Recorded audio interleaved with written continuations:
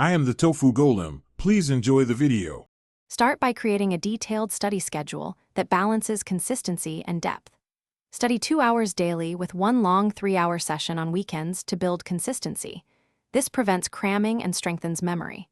Cover the entire syllabus in 12 weeks, leaving 3 weeks for revision and past papers so you can identify weak areas and reinforce them. Use active recall and spaced repetition to retain definitions, processes, and cycles, and schedule short reviews after 1 day, 1 week, and 1 month.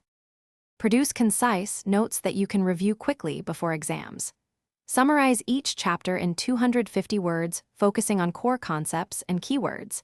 This forces you to prioritize high-yield material. Draw labeled diagrams 3 times and practice explaining each label aloud for clarity, which cements structure-function relationships in anatomy and physiology. Practice past papers for 90 minutes weekly under timed conditions to build speed and exam stamina. And use mark schemes to learn the exam. During final revision, prioritize technique as much as content. Simulate exam conditions for 3 hours to practice time management and focus. Include short timed sections for long answers and MCQs.